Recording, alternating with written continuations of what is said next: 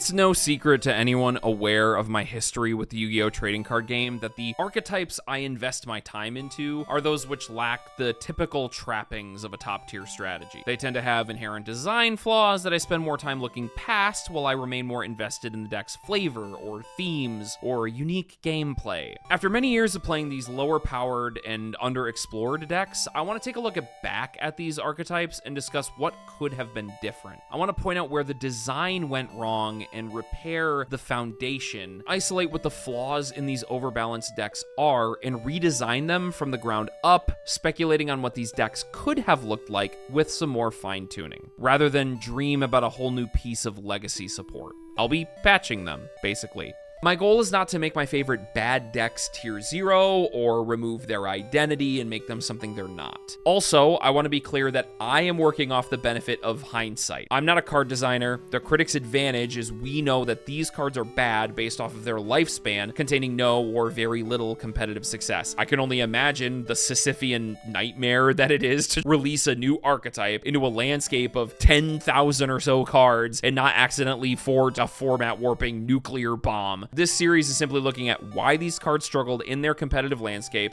and imagining a world where it could have been different. And what better deck to start with on this channel than the albatross around my neck, Tistina. There's no possible way you designed this deck so piss-ass bad without just letting an AI generate the effects. It doesn't make sense. To start, I promise I'm going to talk about other decks on this channel, and frankly, I should just apologize for my obsession at this point. But if we're going to be talking about decks that have inherent flaws in their design, there's really no better lineup of cards to discuss as the catalyst of this series of videos. The Tistina cards are so confused. There's no coherence in their effects. Some provide no benefit to the archetype. Others have effects which are represented nowhere else in the series of cards, and some are even an active detriment to the game plan that you would assume the deck is trying to facilitate. The lack of coherence was so bad that a small number of people that were interested in these cards couldn't even come up with a consensus on if you were supposed to be going first or going second with the deck. These people were debating what the core design philosophy of this deck was even supposed to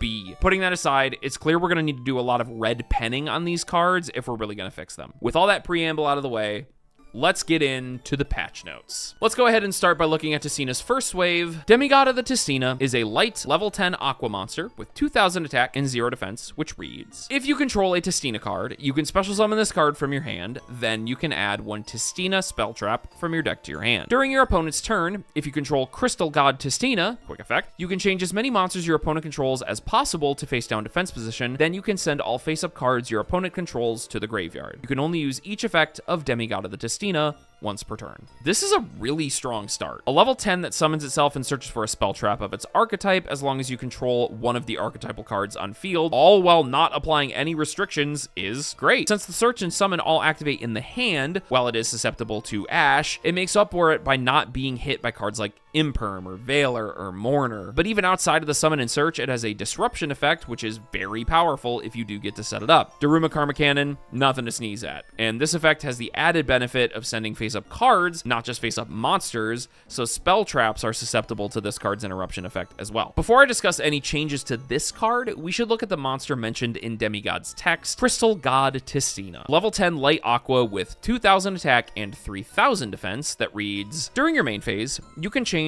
as many monsters your opponent controls as possible to face down defense position. Then you can send all face-up cards your opponent controls to the graveyard. If this card in its owner's possession is destroyed by an opponent's card, you can change as many monsters your opponent controls as possible to face down defense position. Then you can send all face-up cards your opponent controls to the graveyard. You can only use each effect of Crystal God Tistina once per turn. So we got a theme here, right? Both of these monsters are the payoff for choosing to play the Tistina deck, each sporting a Karma Cannon style effect, but with different spell speed. I want to do a bit of cut and pasting on these cards though. Demigod serves as an archetypal extender, but it's the one with the interruption version of the Karma Cannon effect, where the hard to summon boss monster has the ignition effect. This requires you, as the Tistina player, to keep your extender on board, not using it for any Link or Xyz plays, whilst also investing resources into getting Crystal God on board alongside the Demigod. In my time with playing this deck, it's actually kind of rare that you're using Demigod as an interruption, and I think that's a big shame. It's clear that this was meant to be a core design element of the deck,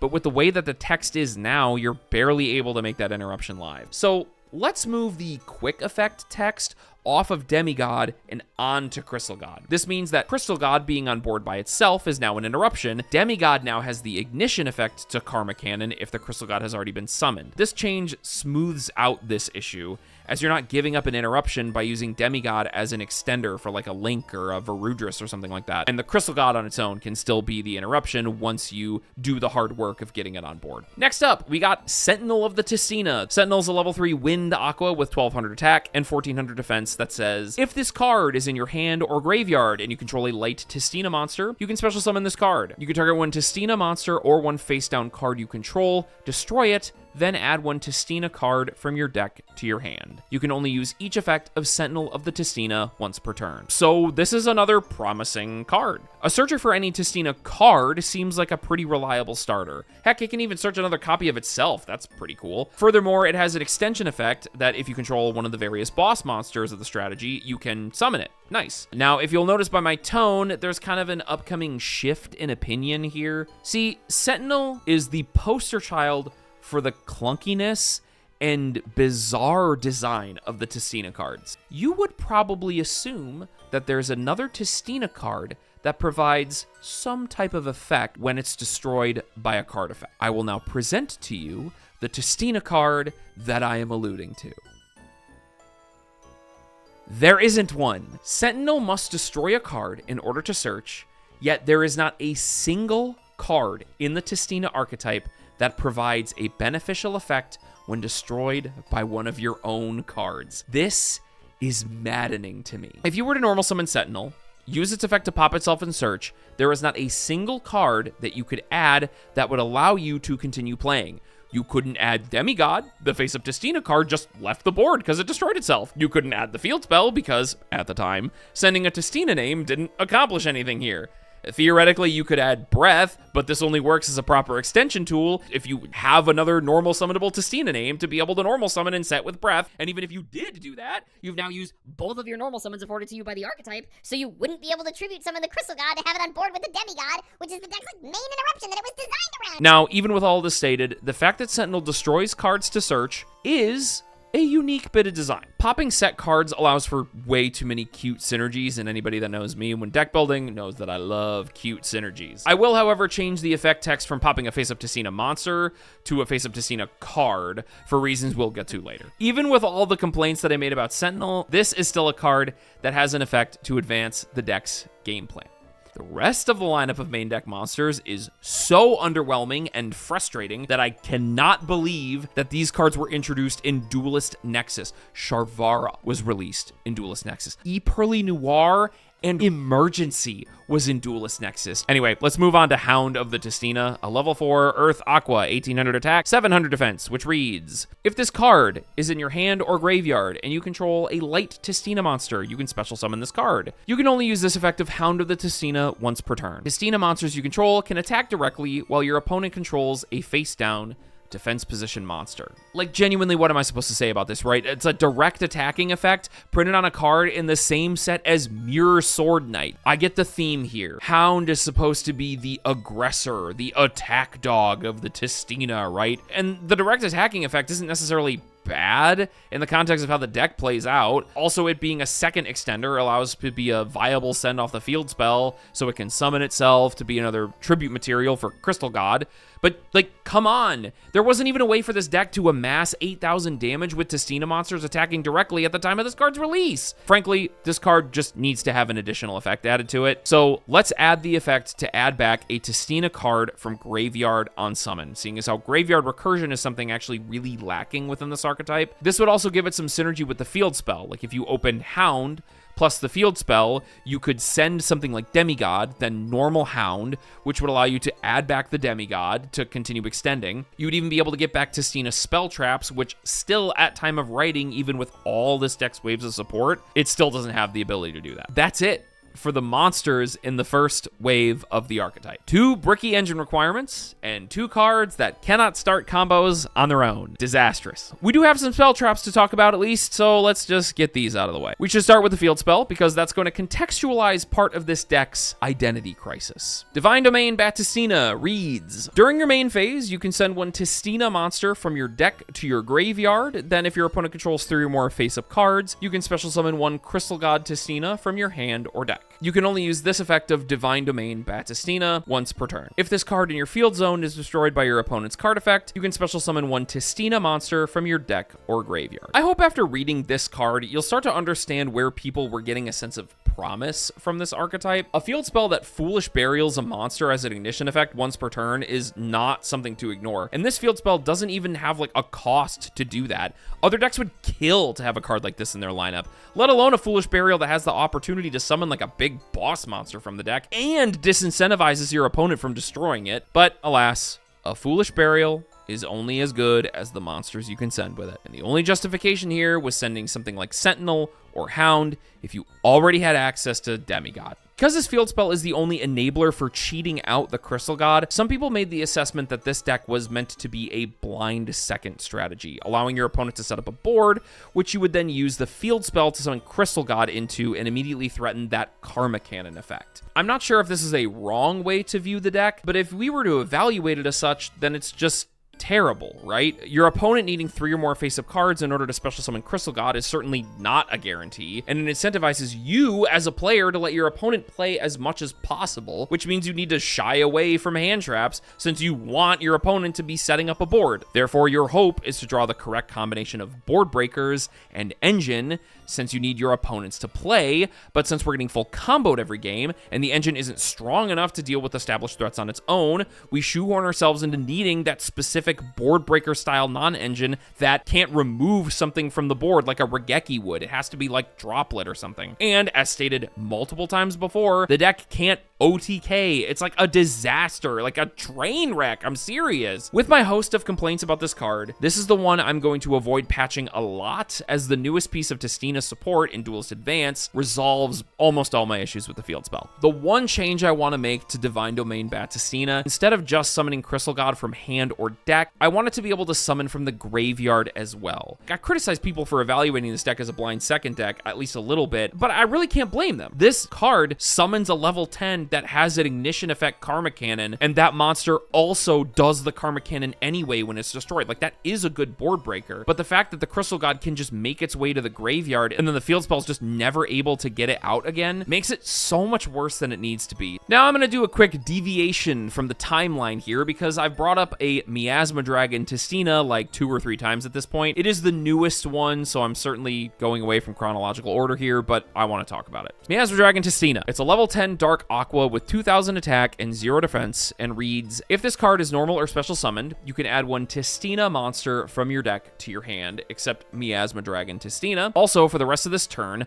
light Tistina monsters you control gain 1000 attack. If this card is sent to the graveyard and a card is in the field zone, you can special summon this card. Also, you cannot special summon from the hand or graveyard for the rest of this turn, except Tistina monsters. You can only use each effect of Miasma Dragon Tistina once per turn. It's like criminal that we didn't get this card until Duelist Advance. Miasma Dragon is what you'll be sending off the field spell on your first turn, which will allow it to trigger in the graveyard to summon itself, and then it triggers again on summon to search for a Tistina monster. This could be Demigod or Sentinel, whatever you needed depending on the hand. This card allows for all copies of this field spell to be 1 card starters. Back to the first wave, and the next of the lineup of spells is Breath of the Tistina, a continuous spell. It says, during your main phase, you can normal summon 1 Tistina monster in addition to your normal summoner set. You can only gain this effect once per turn. You can target 1 face-up monster you control, or if you control a light Tistina monster, you can target 1 face-up monster on the field instead. Change that monster to face-down defense position, then add 1 Tistina card from your deck to your hand, except Breath of the Tistina. You can only use this effect of Breath of the Tistina once per turn.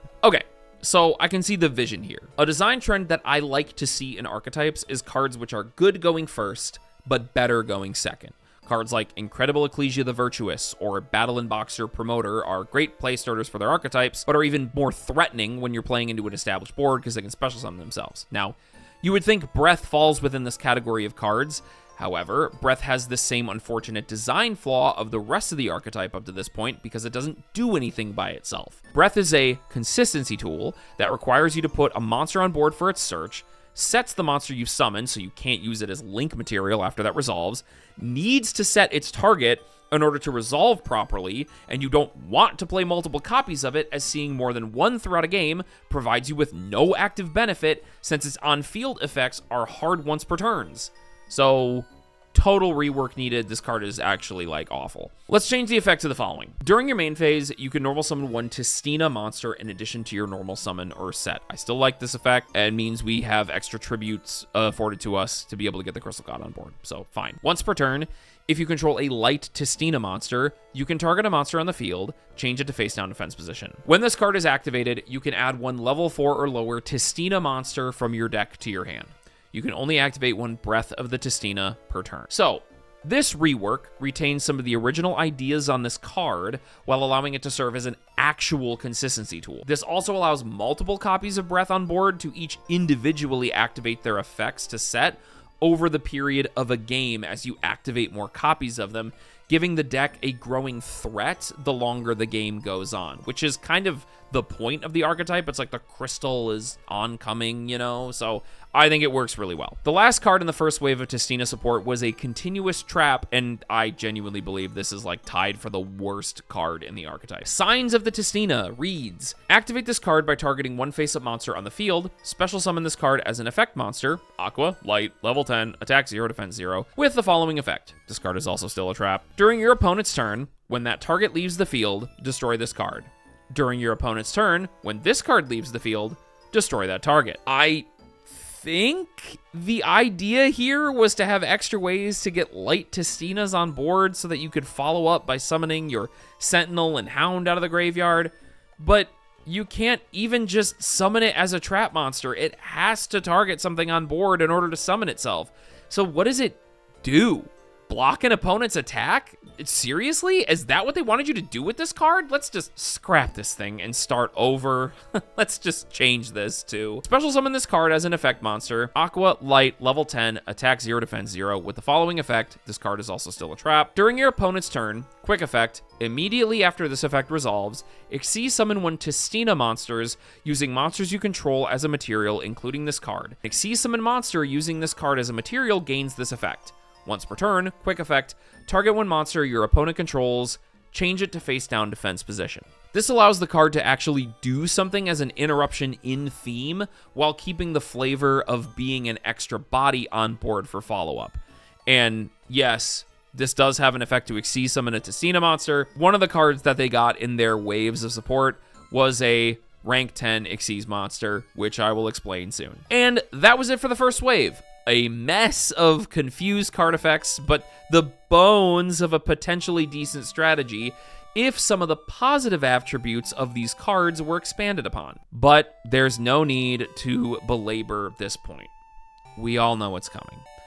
The second wave of Tistina cards even further split the archetype's directions into a web of effects that does nothing to solidify its design. In order for some of the archetypal pieces in the second wave of support to make sense, I need to talk about the extra deck monster that was released in the second wave. Tistina, the divinity that defies darkness, is a rank 10 light aqua Xyz with 2,000 attack and 3,000 defense. It requires 2 level 10 monsters and reads as follows. If this card is special summoned, you can send all face down cards your opponent controls to the graveyard. You can only use this effect of Tistina, the divinity that defies darkness, once per turn. Once per turn, if this card has Crystal God Tistina as material, you can detach one material from this card. It gains 2,000 attack until the end of your opponent's turn. If this card you control is destroyed by an opponent's card while it has material, you can special summon one Tistina monster from your graveyard. How dare you make a card with the coolest name ever so bad? The divinity that defies darkness, bro. That's fucking awesome. And you made it dog shit. This is supposed to be the payoff and game ender of the Tistina strategy. An Xyz monster that wipes all cards you previously set with Crystal God, Demigod, or Breath, then allows you to swing for a massive 4,000 damage hit. I have some issues with this design, though. Firstly, the field wipe effect seems rather redundant, right? As long as there was a single face-down monster on the opponent's side of the field, all Tistina monsters could attack directly anyway. So this isn't a removal effect that's really needed all that much. And this floating effect is just astoundingly bad, right? Yet another card in the archetype that triggers only when the opponent destroys it, by the way. No protection from outside of this to solidify your game push. It doesn't work with Sentinel. The attack gaining effect isn't permanent. It's so strange to me. Like, why bother giving this card a bizarre floating effect if it isn't meant to be something that you make on your first turn, right? It's the game ender. It's not something you sit on as an interruption. There are cards later in the archetype which seem to push you in the direction of making this monster on your first turn, but it doesn't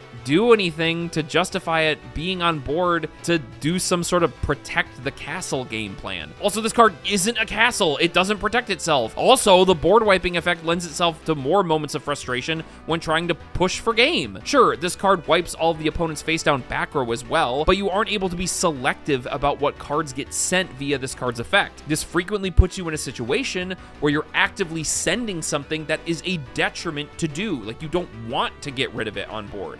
A strange happenstance that mires TCG exclusive decks is their release into a competitive environment which is hostile to their game plan. Did you notice the attributes of the boss monsters in this deck? See, Tistina came out during the Dune format with its second wave in Age of Overlord, and the competitive environment at this time was chock full of bestial monsters, a powerful dragon archetype that banishes light or dark monsters from either player's grave. Bestial Druisworm has the effect to send an opponent's special summon monster if it is sent to the graveyard. So, if you were able to establish Crystal God, set all of your opponent's monsters, then wanted to clear the rest of the opponent's field to go for game with Divinity, you couldn't, because Druisworm could probably be there. It would trigger to send the Divinity, and Divinity only floats if it's destroyed.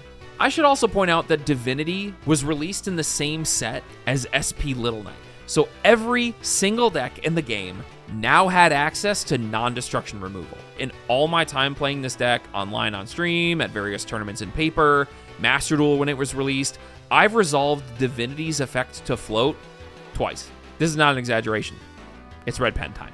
Divinity's text is now going to read, 2 level 10 monsters. If this card is special summoned, you can choose any number of face-down cards your opponent controls, send them to the graveyard. You can only use this effect of Tistina, the divinity that defies darkness, once per turn. Once per turn, if this card has Crystal God Tistina as a material, you can detach 1 material from this card. It gains 2,000 attack. This is permanent. If this card you control leaves the field by another card's effect while it has material, you can special summon 1 Tistina monster from your hand, deck, graveyard, or banishment. Look, I am tired of there not being anything in the archetype that benefits from Sentinel's destruction. An Xyz monster floating into anything in the archetype from anywhere is a completely fine payoff, in my opinion. For the main deck monsters of the second wave, we have Fallen of the Tistina, a level 1 water aqua that reads, you can send this card from your hand or field to the graveyard, place 1 Divine Domain Batistina from your deck face up in your field zone. If a face up Tistina spell trap you control is destroyed by an opponent's card effect while this card is in your graveyard, except during the damage step, you can banish this card, special summon 1 light Tistina monster from your hand,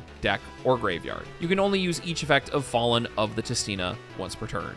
Thank God we have 3 more copies of the field spell that did absolutely nothing at the time.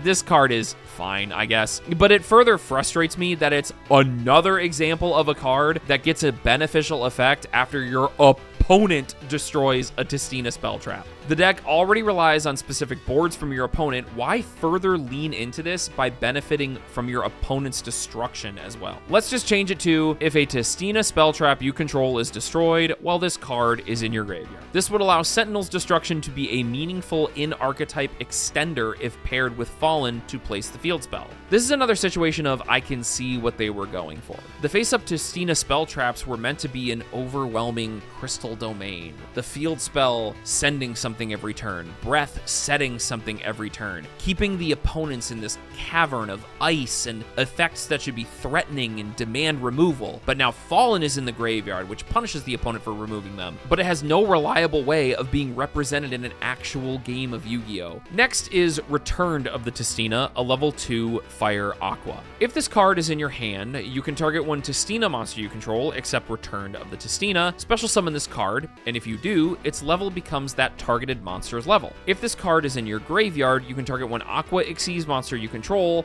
attach this card to it as a material. You can only use each effect of Returned of the Tistina once per turn. This card provides a unique branch of play into the archetype, I guess. All of the main deck monsters have different levels. Returned provides a branching line of play for the deck that allows for a wide array of Xyz summon options, theoretically allowing you to make rank 1s, 3s, 4s, 5s, and 10s. Of course, I didn't say every number between 1 and 10 there, and there's a very important one that I skipped over, rank 2s. This card, it seems to almost be deliberately designed to not allow you to make totally awesome with it if you use it as an extender, which is fine. I just wanted to point it out as a personal gripe, I guess. If we're looking at the overall design choice, the goal is to be summoning Divinity as accessible as possible with this card. There are some trap cards that are meant to be set up alongside the Xyz, and the Xyz will re-summon itself when destroyed, which allows Returned to reattach itself to Divinity as the game goes on, as it keeps summoning itself from the graveyard, so it keeps having a material, so that way it keeps allowing Divinity to float. I do think the card is kinda cool, but it really should have something that benefits the Aqua Xyz monster having it as a material with some sort of additional protection. It's kind of strange too, there aren't really a lot of Aqua Xyz monsters, so I don't know why the distinction is to make it so it can reattach to an Aqua, but let's just slap another little beneficial thing on here where if this card is a material for an Aqua Xyz monster, the Aqua Xyz can't be targeted by card effects. I think that's fine. The last main deck monster in this archetype's lineup is Tainted of the Tistina.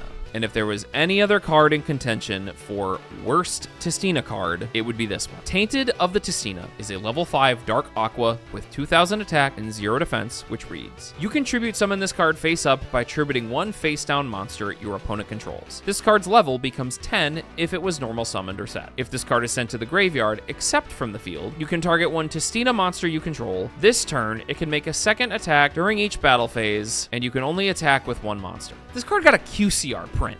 Danny bought me a QCR Tainted of the Tistina as a gag gift, I guess. The idea is you have Breath with a light on board, you use Breath to set the opponent's monster, and then search Tainted, and then you Tainted tribute over the opponent's monster that you just set, then you overlay both for Divinity, use Divinity's effect to boost to 4k by detaching Tainted. The Tainted would then trigger to make Divinity attack twice, and then you would hit twice for 8k OTK. Hold on, I missed a detail there, didn't I? Divinity can only activate its effect for the 2k boost if it has Crystal God as a material. So in order to pull this hypothetical play off, you have to manufacture a game state where you summon Crystal God, then reserve one of your other normal summons to put Tainted on board. All of this hypothetical play needs to not be interacted with at all, and remember, you need to draw these cards to make this happen, not the Tainted or the Crystal God, because they can't facilitate this on their own. You need to draw the other cards in the deck. These cards are just engine requirements. While looking at the lineup of cards so far, there's this frustratingly clunky redundancy in how the designers wanted Tistina to close out the game. Crystal God can get summoned off the field spell if your opponent has 3 face-up cards, yet Breath and Demigod set monsters your opponent controls, which takes away from that overall face-up card count. Hound allows you to attack directly if your opponent has a set monster, but Divinity sends all the set cards, and Tainted tributes over a set monster. It's like this deck has 4 different OTK enablers, but with none of them actually facilitating a strong OTK plan. This is why I'm going to make Tainted a completely different card, right? I mean, obviously it needs to be. The card is awful in its current state. During the main phase, if this card is in your hand, quick effect, you can target one Tistina monster or one face down card you control, destroy it, and if you do, special summon this card from your hand. Then you can make this card's level become 10. Also, you cannot special summon from the hand or graveyard for the rest of the turn, except Tistina monsters. When your opponent activates a monster effect, quick effect, you can banish this card from the field or your graveyard. The activated effect becomes destroy one face-up field spell your opponent controls. You can only use this effect of Tainted of the Tistina once per turn. My goal with this redesign is to lean into one of the more interesting aspects of the deck, being Sentinel's ability to destroy your own cards, and to provide this deck with a seemingly obvious effect that it just never got in the archetype. I also don't think this would be overbearing, really, because there's no other effect negation anywhere in the archetype. So moving on to the spell in Wave 2, the spell, there was one spell in Wave 2, Play of the Tistina. It's a quick play that reads, special summon one Tistina monster from your hand or graveyard in defense position, but return it to the hand during the end phase. You can only activate one play of the Tistina per turn. How many times do I have to do the YouTuber, what do I even say? Oh my god, like, seriously, what do I say? A quick play spell that's Monster Reborn for the archetype. Cool! This is supposed to be something that either helps Tistina extend when going second, or can be set to put Crystal God on board during your opponent's turn to make Demigod live to activate its Karma Cannon effect. However, let's just think about a game of Yu-Gi-Oh! In the year of 2024. You have a face-up Demigod, a set play of the Tistina, and a Crystal God in the graveyard. Your opponent begins to take actions, and during their combo, you activate play to summon a Tistina from hand or grave. What incredibly strong non-engine monster do you think they will use to stop you from setting up your Karma Cannon effect here? That was played a lot in 2024. Look, to play's credit, it doesn't target, so this can summon any Tistina monster during its resolution, but it is so painfully obvious what you would be going for here that the minute a bestial monster enters your opponent's hand, the whole idea of this card is invalidated. And to rub salt in the wound, why does it have to bounce to hand during the end phase? But it's clear here that the goal was to just summon Crystal God, so it's a detriment applied to a hard once per turn reborn effect for like no reason. Here's the redesign. Special summon one Tistina monster from your hand, graveyard, or banishment in defense position. Then, if the card was set before activation, you can special summon one Tistina monster from your hand, graveyard, or that is banished in defense position. You can only activate one play of the Tistina per turn. This redesign allows the card to more consistently fulfill its purpose, remaining as an extender when you're pushing through boards or interruption, but it also facilitates the Demigod interruption by summoning both Crystal God and Demigod if you decide to set it on your first turn. Summoning from Banishment would also cure this deck from the curse of being hit by Bestials when released in the most bestial format of all time. That's the only spell that was released for this deck in Wave 2, and I feel the need to remind you, Age of Overlord, Imseti, Diabellstar, Snake Eye Ash, but Tistina gets a once per turn reborn that returns to the hand in the end phase. Epic. The last two cards brought into the archetype are two trap cards. Looping back around to the point made in the early bits of this video, this did not help with Tistina's identity crisis, right? You have the field spell, which is like a board breaker, and then there's now, what, 3 trap cards in this deck? Let's just take a look at them. Discordance of the Tistina is a normal trap that states, activate one of these effects. If you control a Tistina monster, banish one card from your opponent's graveyard face down. If you control a Tistina monster special summon from the extra deck, banish all cards from your opponent's graveyard face down. You can banish this card from your graveyard, then target one Tistina monster in your graveyard, add it to your hand. You can only use one Discordance of the Tistina effect per turn, and only once that turn. Where is this effect coming from? I honestly don't get this one, but I'm hesitant to change it because if you have it paired with the Xyz monster, you banish all cards from their graveyard face down. That's a pretty unique interruption. Banishing face down is like a really permanent form of removal in the game, so I guess if I'm gonna make one change to it, I would like the graveyard effect to add a Tistina card from grave to hand. Obviously, that's such a simple improvement and not too creative of a patch or a redesign, but with play being this card that you want to keep activating and bringing your Tistina cards back, it would be nice if this card allowed you to just get any Tistina spell trap rather than just a monster. We've come a long way, but we need to talk about the last card released for the Tistina archetype, a continuous trap, Embrace of the Tistina, which reads, when your opponent activates a monster effect on the field, you can target that monster, change it to face down defense position. During the end phase, you can target one face down defense position monster your opponent controls, take control of that monster. You can only use each effect of Embrace of the Tistina once per turn, and can only activate them while you control a Tistina monster with 3,000 or more defense.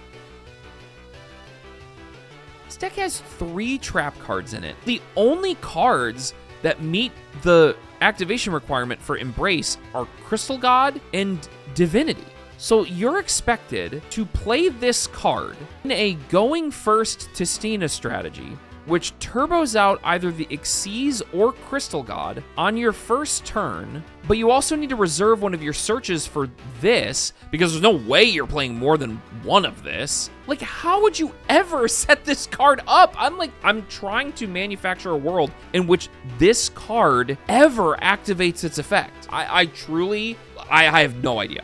I do not know what they were thinking here.